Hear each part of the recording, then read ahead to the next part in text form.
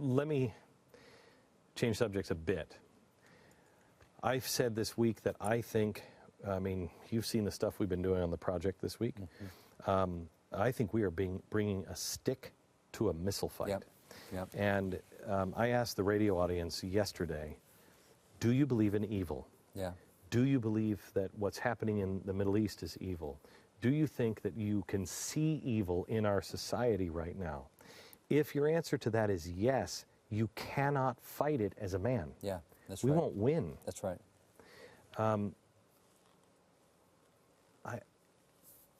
Is there enough of us, David? Have enough of us turned to him yet? You bet. I'll always go back to what Elijah did with his servants. Said, "My gosh, we're surrounded." He said, "God, open his eyes. There's more up there with us than are with them." And so there's always more, but it's always a spiritual battle. We're told in Ephesians we don't wrestle against flesh and blood, it's principalities, powers. I go back to something that happened in the book of Ezra when God's people were going back to try to retake what God had given them, but it's all been tore up. It's not the way it used to be. It's all problems. They stopped and had a time of prayer and fasting before they left the river, because Ezra said, "Look, I told the king I didn't need his troops because God's going to be with us. My gosh, we better get a hold of God and make sure he's going to be with us." And so they stopped at the river. They set aside a time of prayer and fasting. They got back, and sure enough, God was with them, and all this stuff happened.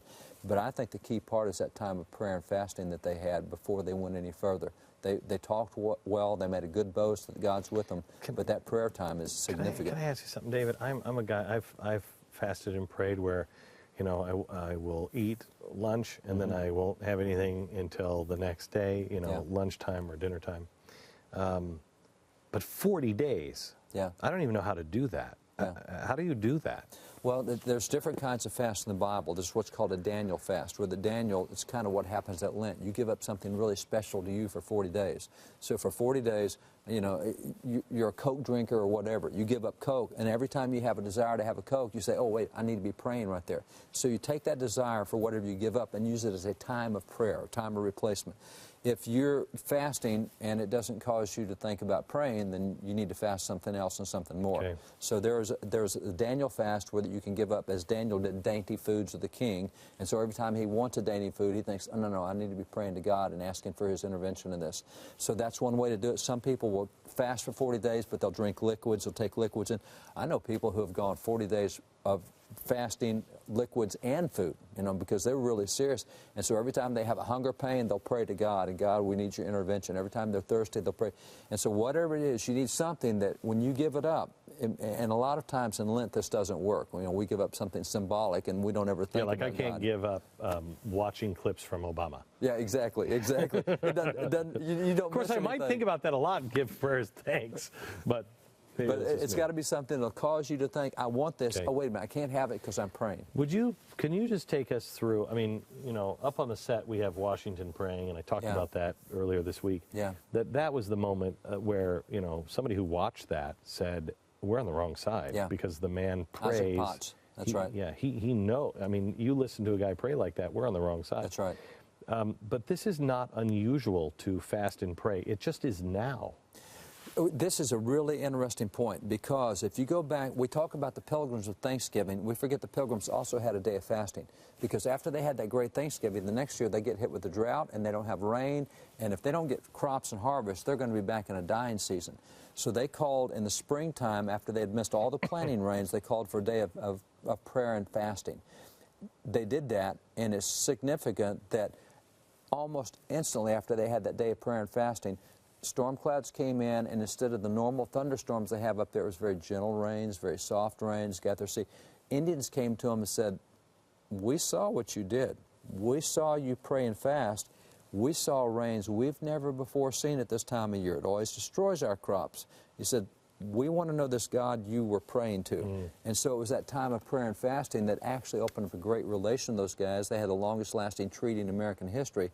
But that started the tradition of having a day of prayer and fasting. Show me some of the highlights here. I'm fascinated. These are just some chronological. This is a day of prayer, humiliation, fasting. Samuel Huntington What do you mean by humiliation?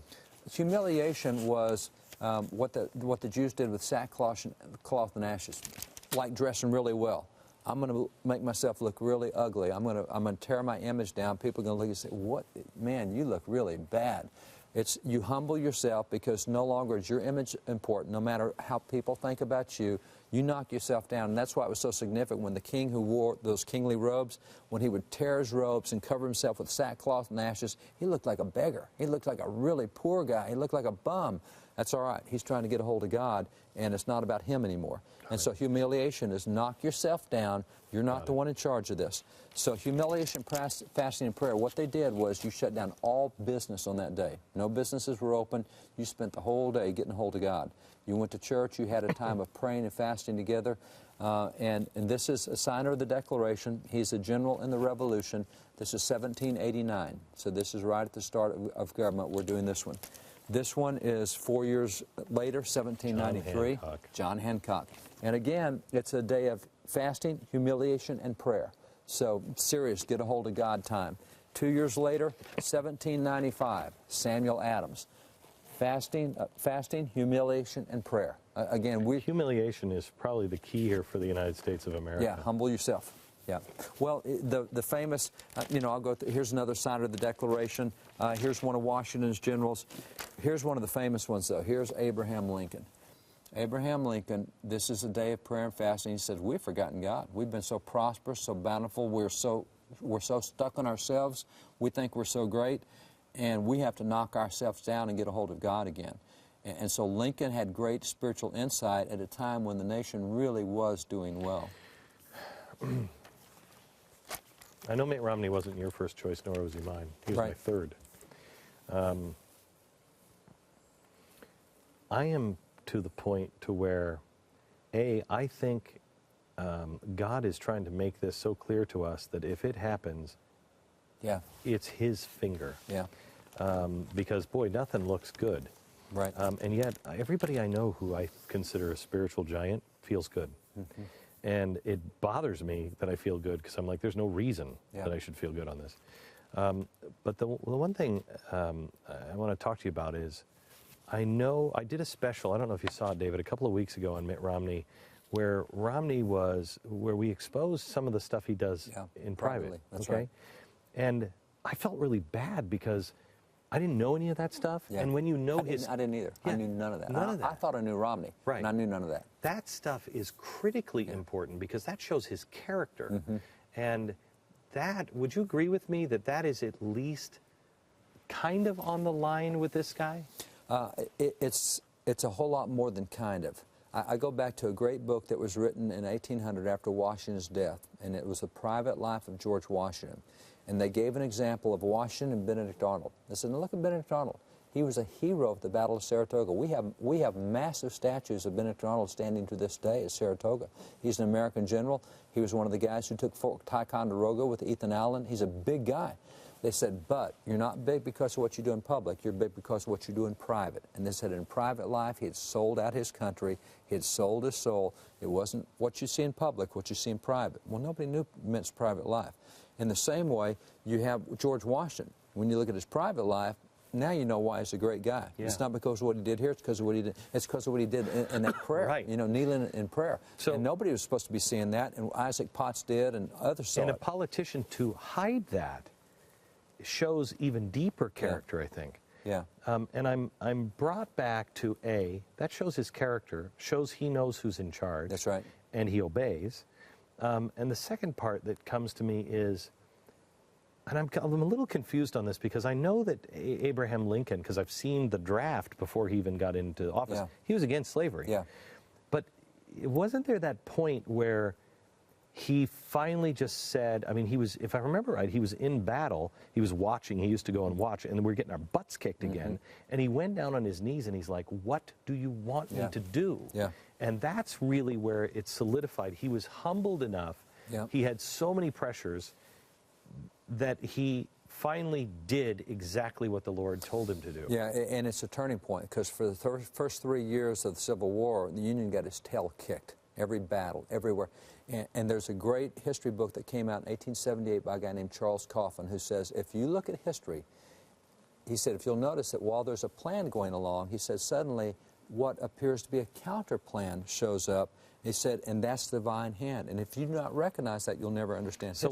So what I'm asking you is, no matter what your policies are, Again, he was not my, Right. he was my third. Right. This guy is humble enough. He's enough like that. Yeah. That God can talk to you, change you. God can change you. You agree with that? I agree with that, and the fact, several things stand out to me. The fact that he's willing to help people so often, so much, and keep his mouth shut about it, and not even let other people know about it. And we had to work hard to find out his private life, Right. all the charity, all the good he's done, Right. all the ministry he's done, all the good he's done, and praying with other people. You know, he doesn't talk about that. Never. Number one, that tells you he does hear, you know, that he's got a heart that's tender toward God.